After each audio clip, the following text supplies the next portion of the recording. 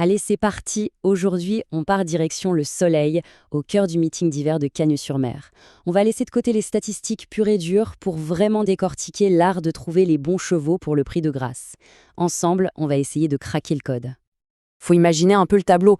Pendant que tout le monde est dans le froid, là-bas, sur la Côte d'Azur, il y a une lumière, une ambiance. C'est vraiment à part. Et c'est justement ça qui rend les courses si passionnantes et si compliquées à déchiffrer.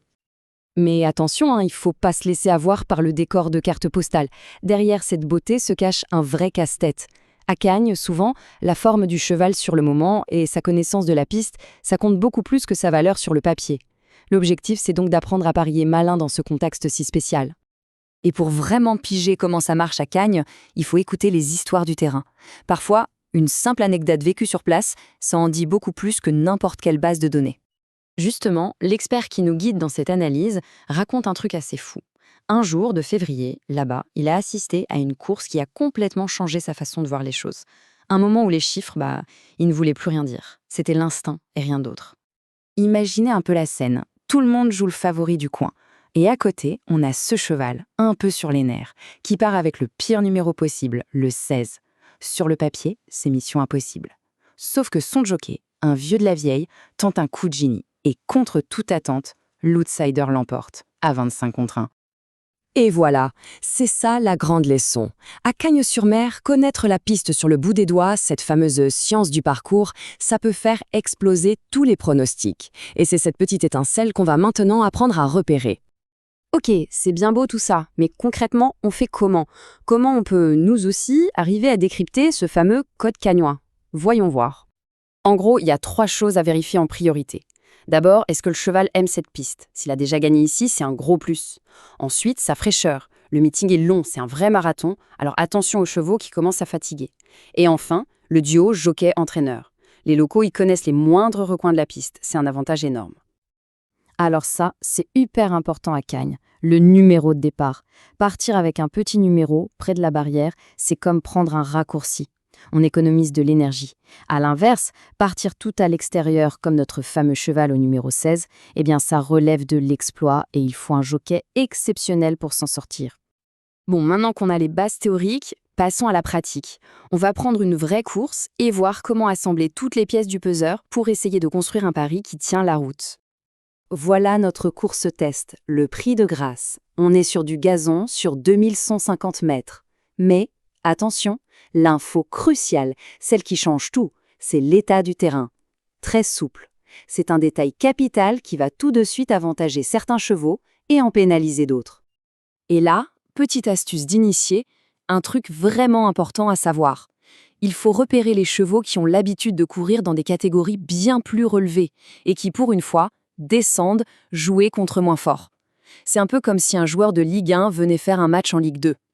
Même avec un handicap, il a de grandes chances de dominer. C'est là qu'on trouve souvent les bonnes affaires. Alors, si on mélange toute cette logique, qui ressort du lot pour ce prix de grâce? Allons voir les sélections de notre expert, le sniper. On va commencer par les fondations, les bases solides. Ce sont les chevaux qui semblent les plus fiables, ceux sur lesquels on peut construire son jeu en toute confiance. La logique est assez claire ici. On a Almiro, le numéro 2 qui est en pleine forme et qui vient de faire une super fin de course ici même. Big Log, le 7, c'est un vrai spécialiste de ce genre de course et il a un avantage au poids, ce qui n'est pas négligeable. Et puis il y a American Glory. Bon, elle, c'est la reine de Cagnes. C'est la tenante du titre, elle adore cette piste. C'est presque impossible de ne pas la mettre dans son jeu. Maintenant, passons à la partie un peu plus excitante, les outsiders. Ce sont les chevaux qui peuvent créer la surprise et faire grimper les rapports. C'est là que le flair peut faire la différence. Ici, l'analyse est plus fine.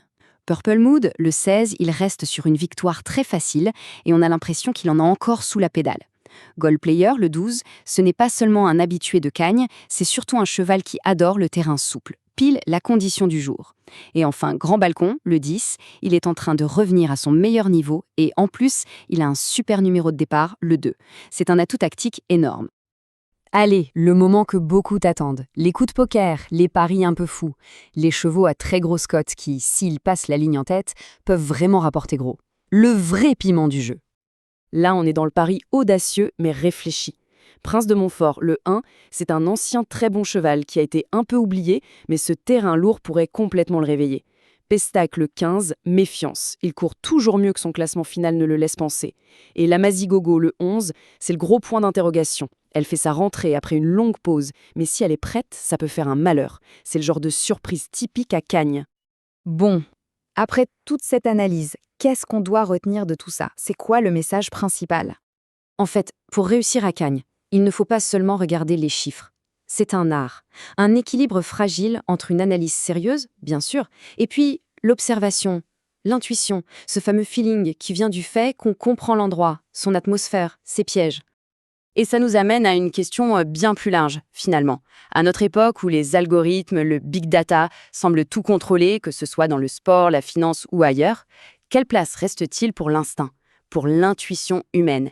Eh bien, c'est peut-être justement dans des endroits un peu magiques, comme l'hippodrome de Cagnes, qu'on peut encore trouver la réponse. De quoi réfléchir. Merci beaucoup d'avoir suivi cette analyse.